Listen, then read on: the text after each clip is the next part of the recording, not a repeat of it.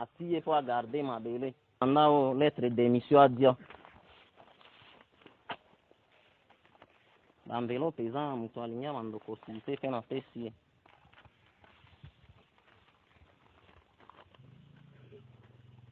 Paragraphe 3 Elobi. En plus, j'ai dû intervenir plusieurs fois pour punir les membres de sa famille, ainsi les nommés Gondé. Frère d'Adia fut condamné le 20 avril 1956 par le tribunal des territoires à 1 mois de servitude pénale pour avoir proféré des menaces de mort et avoir pratiqué la sorcellerie. Oueza Gondé. Incarcéré durant 1 mois, le nommé Leke, autre frère d'Adia, par ses agissements bizarres, causa une perturbation en milieu loup. Le chef Adia fut investi en 1918, révoqué pour meurtre en 1928. Il fut réinvesti en 1948 et reste toujours en fonction. Les faits tels qu'exposés plus haut compromettent non seulement Adia, mais toute sa famille. Aussi devrons-nous écarter celle-ci définitivement du pouvoir.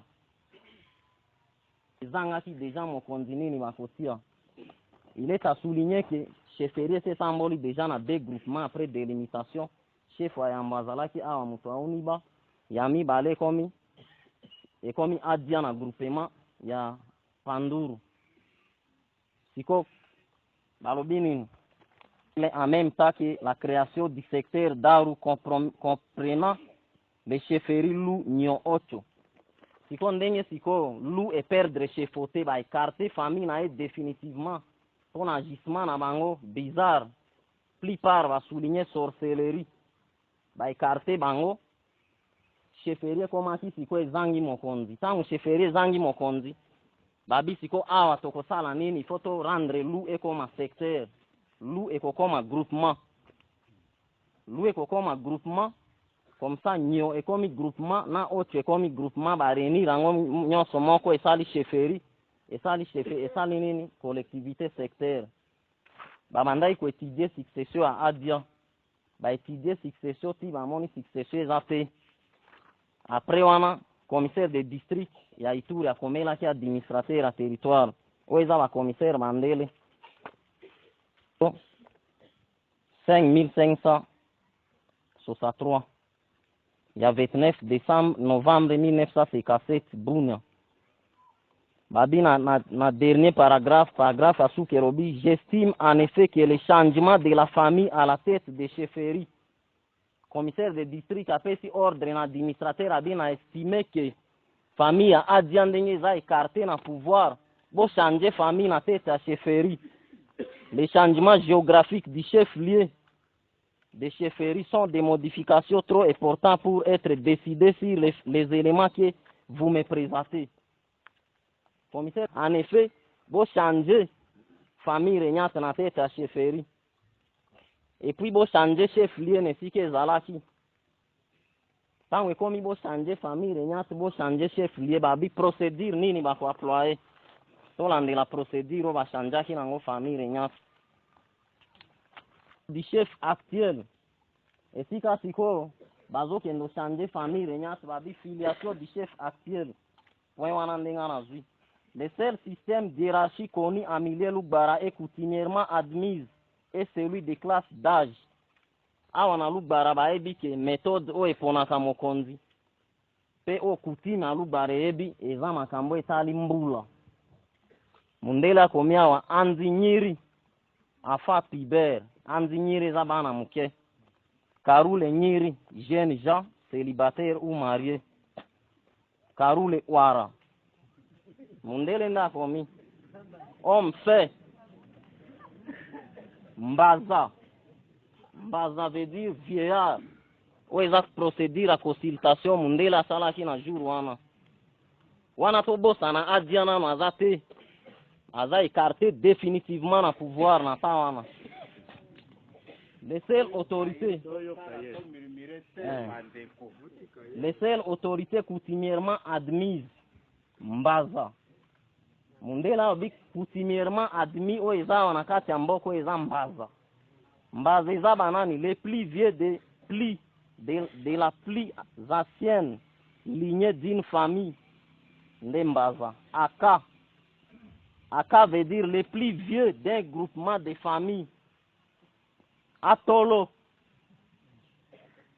Le plus vieux d'un groupement qui est des lignées soit kosanguin, soit mythique. Il a ndela lobera kota kiawa système ya kapita ya okili. Ya na ya nini okili e chef na ba chef ezalaki système imposé. Tango azwaka bakonzi bazawa te amonika pomba moko na kati ya bato abite yo yaka telema wana banda lelo o mokonzi na bino. Mais ezalaka coutume te. Il n'en est pas moins certain que ce système existe depuis 1918 et qu'il a acquis une importance et il faut se sous-estimer, il faut se garder de sous-estimer. Mundela bi système na ya kuepose batu wane bandaka na 1918 tango akotaka abandi kozwa mutu aepose. Pona nini po mokolo mabela azalaka te famille na famille ezalaki ko se défendre yango moko. Abike normalement pona coutume na lubara po bango ba pona mokonzi batwa ka système na bango ba bengi plébiscite. Kati ya plébiscite wana ndeza système ya ba vie wana na uti kotanga bambaza banzinyiri ba système wana o mundele asalaka nango consultation abenyango système plébiscite eza système ya balubara. Car parmi les classes d'âge, les dignitaires responsables étaient choisis pour consultation de toute la population et celle-ci s'est basée sur différents critères dont, pas moindre, la cité, il y a candidat. Dans les cas qui nous préoccupent, les candidats furent choisis suivant ces deux critères. Monsieur Okudeo Paul est très connu, très populaire. L'on admire à lui son sens de justice et son honnêteté. Mais il n'y a pas de filiation, pas plus, pas moins que pour Adia, Anguzu et Luka. Il est à souligner que Okudeo ne aliaki vote wana na tawana mboka deja zangaki mokonzi. Ba ikartaki deja Adia définitivement na famille na e. Ndeta mundela sangisa ki ba responsable ya famille. Okudeo nda ganyaki vote wana mais ya za famille ya Adia te. Okudeo na Adia baza groupement différent. Yenda ganyaki vote siko bazui nini bazongi selie. Wana nde Okudeo tango gagné. Tango ya Adia bae kondimango. Na otanga mkandango. Administrateur du territoire, succession chef Adia, classement folio 332. Comme suite à votre lettre numéro 21, bar 4.0 CKC du 11 décembre 1957, j'ai l'honneur de vous faire savoir que la démission du chef Adia peut être acceptée. Je marque accord par ailleurs à l'investiture de M. Paul Okudeo comme chef de la chefferie de Lou. Cette investiture aura lieu à une date précitée ultérieurement avec la cérémoniale habituelle. Commissaire de district de l'Ituri, Huis. Ye apesi ordre arobite na minito ya sengi va procéder à investiture à M. Paul Okudeo comme chef à chefferie de Lou. District de l'Ituri. Avoir reconnu comme chef M. Paul Okudeo pour administrer conformément aux coutumes sous réserve des dispositions du décret du 5 décembre 1933 sur les circonscriptions indigènes et pour autant que ces coutumes ne soient contraires ni aux règles du droit public ni aux dispositions législatives ou réglementaires qui ont pour but de substituer d'autres règles aux coutumes indigènes.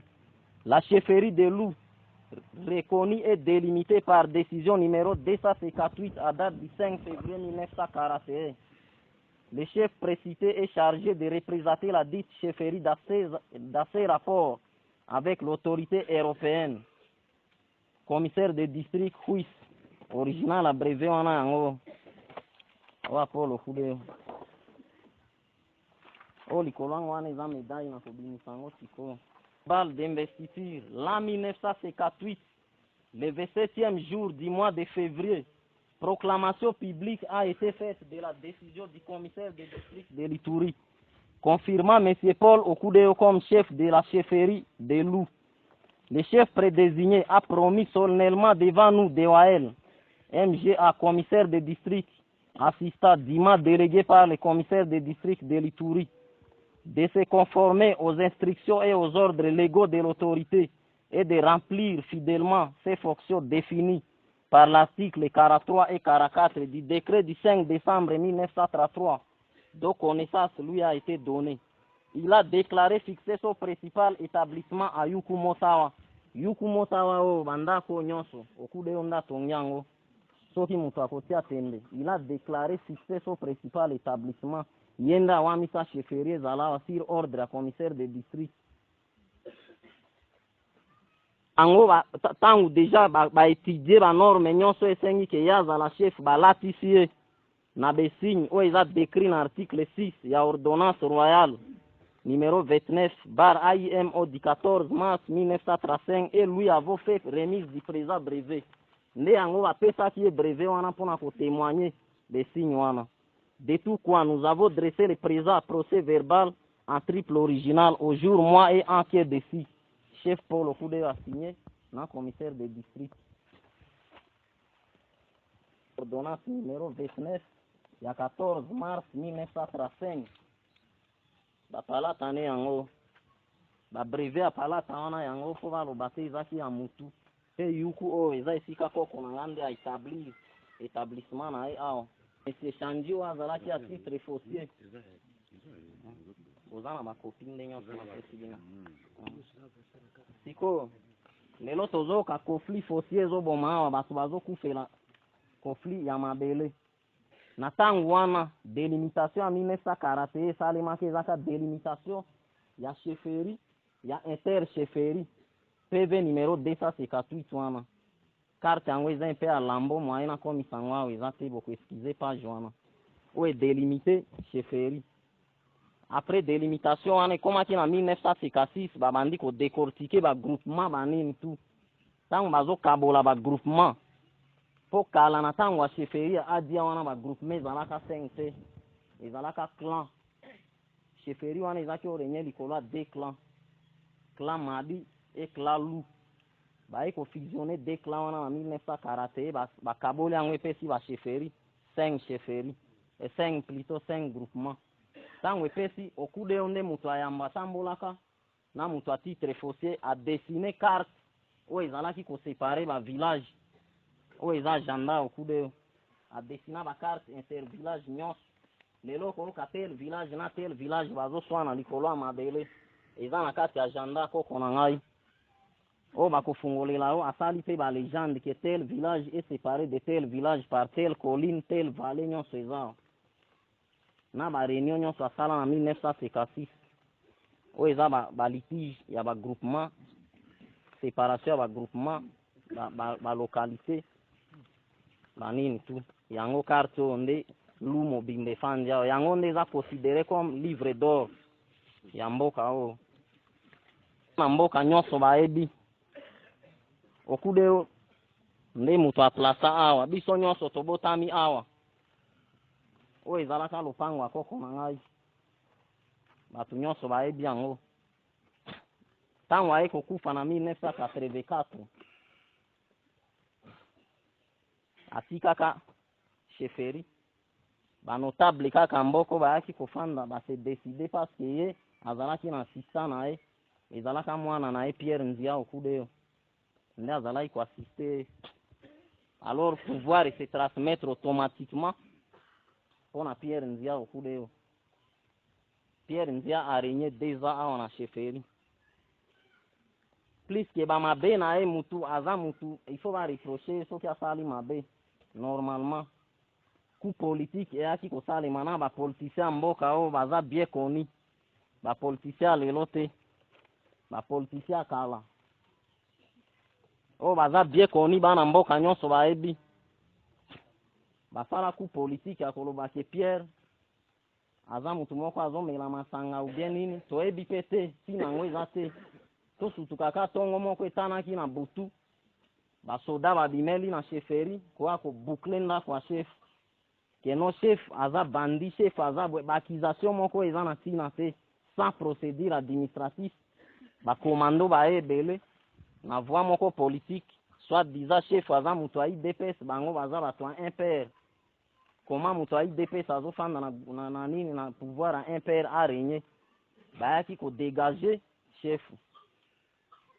tangu baye chef a se sentir coincé à Kimi chef Pierre Ndia Okudeo mwana Paul Okudeo tangu akimi baye ko présenter pasteur o papa Anyaku on a arrêté mon ministériel ya tangu Mobutu en 1998 na maboko ya Pierre Ndia baye na papa o ba imposer likolo a chefferie et pourtant que na procédure normale chef coutumier soki agafe elingi processus moko boye ya ko dégager ezala tato reproche moko ndenge tomoni adia ba reprochaki ye ba révoquer totangi yango nyonso ba révoquer pour meurtre bakangi na nyangara tomoni ba preuve nyonso mais Pierre ezalaki sa procédure Pierre Ndia Okudeo ba dégager na famille nae na bana nyonso totika chefferie topalangani ti lelo ndenge tozali awa ba reprise na tango un père remise et reprise entre Pierre na Anyaku esalemi te Pierre akimi na exil lobi baye ko imposer mutu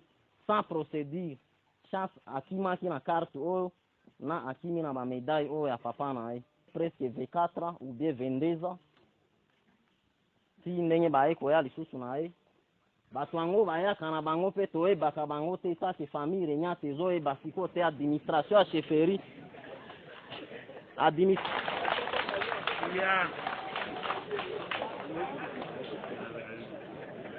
histoire kitoko bazopesa ba événement mingi oyo elekaki na mboka toseka mpenza ye te azosalisa biso mosusu oyo toyebaki te tokoyeba lelo. Merci, continue papa.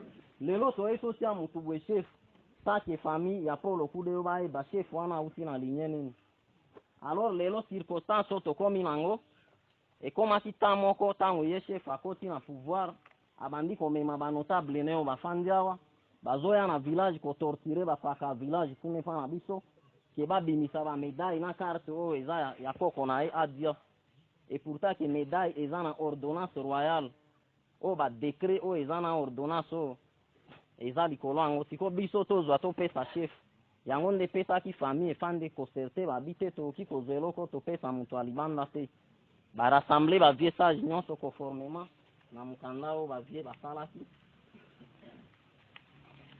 biso bapaka vie sage na libota likondi Paul Okudeo famille renyate ya collectivité chefferie Lu tomoni bokonzi bwa biso eumeli mingi olibanda pona bolamu na botosi makoki na biso na bana Lu tomipesi ndingisa ya kopona monsieur Haldi Paul Okudeo mwana Paul Okudeo chef pona kokonza collectivité ya biso ya Lu tina wana biso bapaka tozongiseli ye bilembo biye likonga moko ekoti ya bokonzi ekoti wana eza wana alata mine 4 médaille oyo ya chefferie na utiolakisa agenda moko oyo koko Okudeo asalaka oyo carte coloniale ya chefferie eza carte ya délimitation natiki yango na mboka biloko misusu ya bokonzi lokola pete ya bokonzi bapete na ye oyo fait à Ejo le 3 novembre 2012 pour la famille renyate ya collectivité Lu Bapaka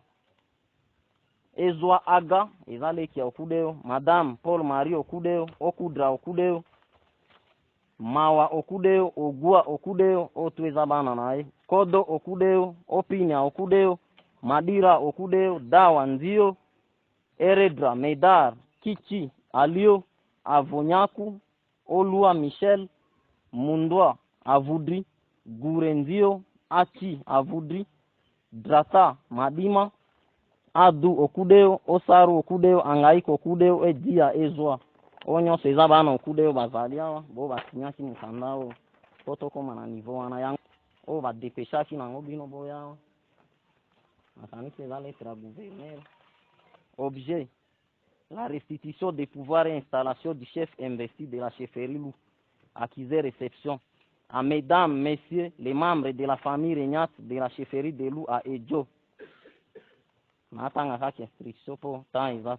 À cet effet, une commission y sera dépêchée pour s'enquérir de la situation afin de permettre à l'autorité provinciale d'y statuer et envisager des dispositions utiles à prendre quant à ces agrès, mesdames et messieurs, l'expression de mes sentiments patriotiques, Jacques-Claude Souka Alfani, Oezaki directeur à cabinet. Deuxième Mukanda, la restitution des pouvoirs et installation du chef.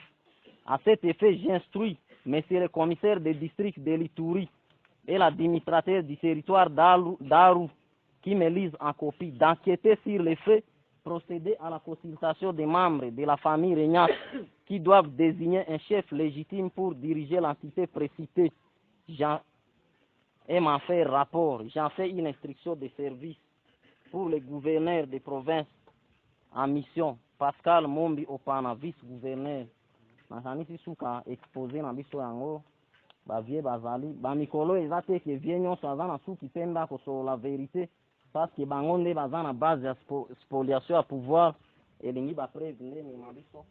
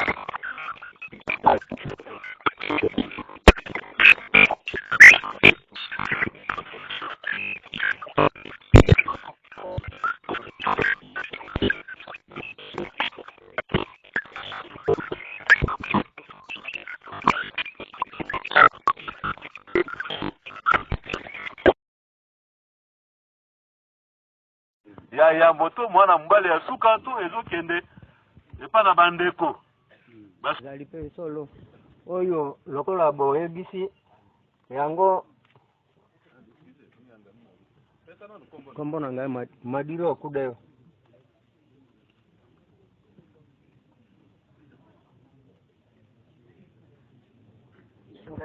kambo okudeyo kamba okudeyo kamba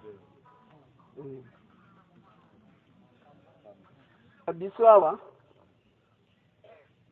na ndenge na kupona succession na pouvoir na kanisi mingi tokote likolo na aldi po Pierre tangu bapesaki ye bokonzi dossier na ye ebungi banda na territoire kina ministère de l'intérieur na yango epesi biso toluka mwana moko tosala ali motuna tozo kotuna eza pamba te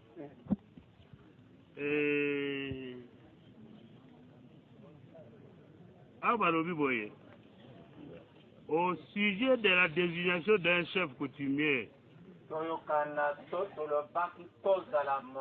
nous distinguons deux régimes, normalement même trois régimes, principaux à savoir, deux régimes, patriarcat et matriarcat. Hein? Régime patriarcat, Mukanda et Lobi Boye. Le patriarcat est un régime dans lequel l'enfant est affilié dans la lignée de son père. L'autorité parentale est exercée par le père lui-même et sa famille. La succession de l'autorité se fait en ligne directe, c'est-à-dire du père au fils. Vous avez appliqué le régime nini. Vous avez toqué le mariage civil. Batuni au papa. Yibino na mwasi na yo. Boponi régime nini. Communautaire de biens. De se séparer. Babino kondenga na ndeto zotuna. Deuxième c'est le matriarcat. Le matriarcat est un régime dans lequel l'enfant est affilié à la lignée de sa mère. L'autorité parentale est exercée par l'oncle maternel. La succession de l'autorité se fait en ligne collatérale de l'oncle maternel au neveu. Aïe, combien de mille asema? C'est la loi. Tout ça, tout ça, paya. Ngana za mupira. Naza mupira. Bon, biso, na kutime na biso babira, tamususu, eza ndenge mboko na kutime na, balukwana te. Oni nde yango nazotuna, pona zwa éclaircissement, pona salela mokonzi, rapport moko ya kitoko. Nde, boko limbisa ngai, na sololaka mingi, na lingaka mingi nde verité. Na kati ya boko na mikuna te. Tuzulu kande nzela ya kokoma na esika nini ndenge nini bazali kopona. Bazali koyokana. Nakanisi Robert Marita. Nakanisi chef Monaye.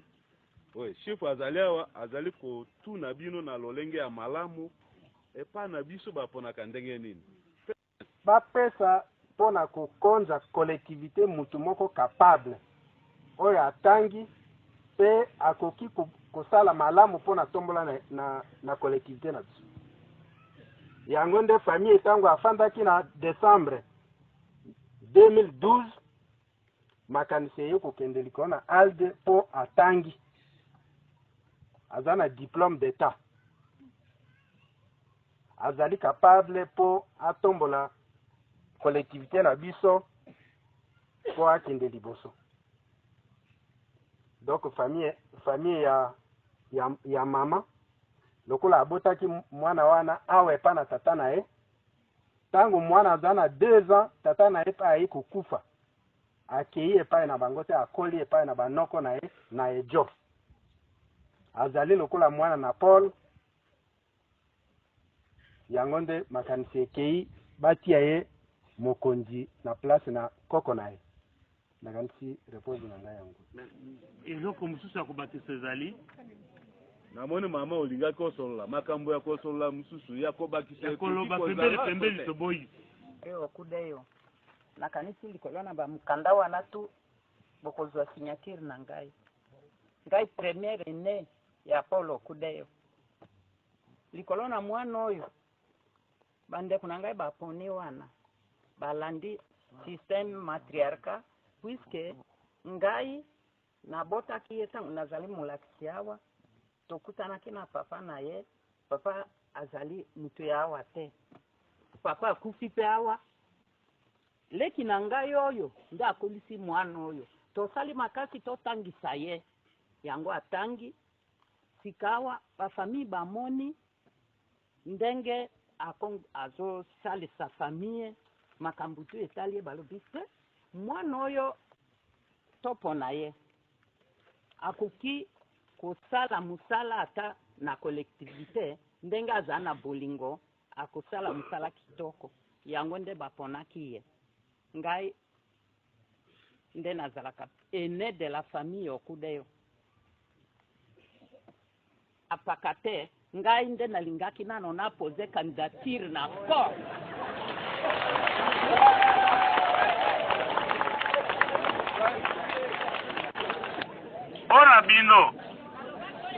bona bino bopesi boponi alji azala kumu ya sheferi pona tango to pona libela